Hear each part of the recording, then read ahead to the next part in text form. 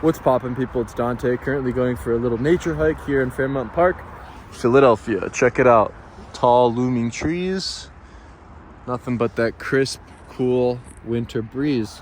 And the thought of the day is about darkness and why I despise darkness. I was thinking about this because I prefer the sunlight. I prefer the light. I mean, obviously it's a dark day, it's gloomy, there's nothing but clouds in the sky. Of course, the sun pierced through. Nonetheless, I do despise these kind of days where there is no sun. I still thrive because I'm outside, but generally, the darkness is fearful. The darkness is hateful. And I feel as though when I'm aligned outside and I have an open space and fresh air and I can breathe in and breathe out and look around, I feel good. But if I'm sitting indoors and it's dark and I'm in a cave, even frankly, if I'm sitting in a dark restaurant and there's not enough light, there's something about darkness that doesn't make me feel good. I don't like going out at night. I typically go to bed right after the sun sets. I don't like to spend any time in my waking life inside or in the darkness. And the more I contemplate this notion, I think about the fact that when you're in the light, you're exposed. When you're in the light, you are in the public eye.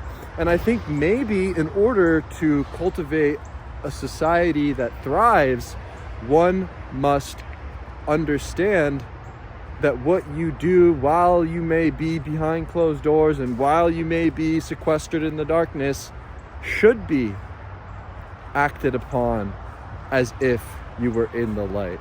I think the assumption that we are in the light, the assumption that we're in the public eye, will allow society to thrive. But when behind closed doors, when behind the darkness, this is where I find that evil, hatred, and fearful behavior emerges. And it's a very simple concept because light is truth. The darkness is unknown. The darkness is the void. The darkness is the place where you can go to hide. But what if everything was outside? What if everything was in plain view? What if there was a God? What if we were being watched at all times? What would you do differently? How would you behave? And I don't mean this in a sense that there's like some big brother, we have like the technology watching you. I'm not talking about the government. I'm not talking about anything within the government or the society at large. I'm talking about God. I'm talking about something divine. I'm talking about the fact that you will die. You will shut your eyes. And when that occurs, will you die with a clean conscience? Will you die happy? Or will you be sad? Or I don't know.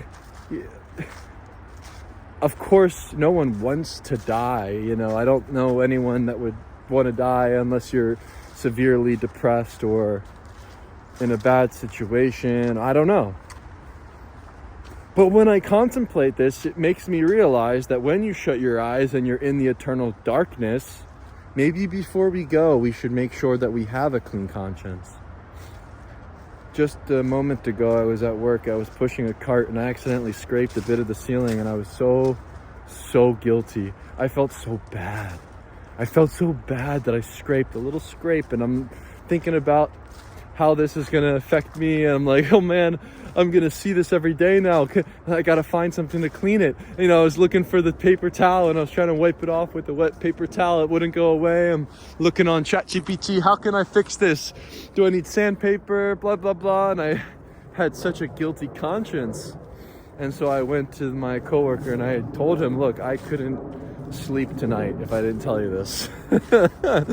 I couldn't sleep if I didn't tell you that I scraped this. I was just trying to help out. I was pushing the thing and it scraped, and he was like, oh, don't worry about it, man. It's a small thing, and it is a very small thing. But there is something to be said about the conscience and how You know, that could have been something I kept in the dark, right? I could have decided, wow, there goes the geese. Yeah, I could have decided, you know, I'm not going to tell anyone. Someone else can take the blame for my mistake. But I made the effort right away. I had to tell the truth. I had to tell somebody. And I don't know what that is, but I have so much light that just wants to shine and wants to fucking fend off anything in the dark. You know, I don't want anything left in the darkness. I don't want even the smallest thing left unsaid or left as a lie. You know, the truth is in the light. The truth is in plain view. It's in the light. And I really think that in order for society at large to thrive, you must tell the truth. You must follow the light. You know, because at the end of our lives, when we do shut our eyes and we enter darkness, perhaps we create the light. And I think that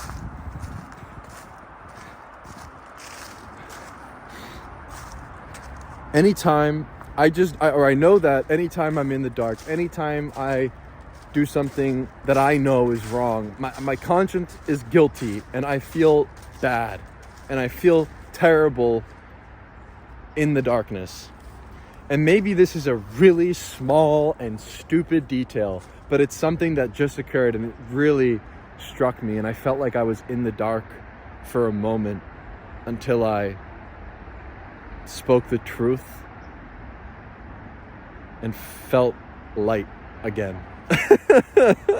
It's such a small thing, but imagine this at scale, you know, with bigger dilemmas and problems and war. And, you know, I think that we need to speak the truth and to just assume that everything is in public view. Then what? How will you behave? You know, I think this is where the kingdom is interesting when I consider a king. And, you know, Plato has this notion of the philosopher king. You know, there is something to be said about a king that is submitting to God, has a common belief amongst his kingdom to allow them to thrive, because he assumes that he is in view of God, right? And that's something I genuinely think is missing, you know? Just generally. Like, I think the world would be a better place if we all assumed that God exists, right? And it's just because then we can accept our fate. Then we can accept death. You know, and then we can start to live amongst each other and not be in fear of one another, you know? Where I find that light and darkness will always collide, but at the end of our lives, the light will live on. The light will carry on. And the darkness will always be sequestered. The darkness will always be hidden. The darkness will always be locked away in the cage, in a cave.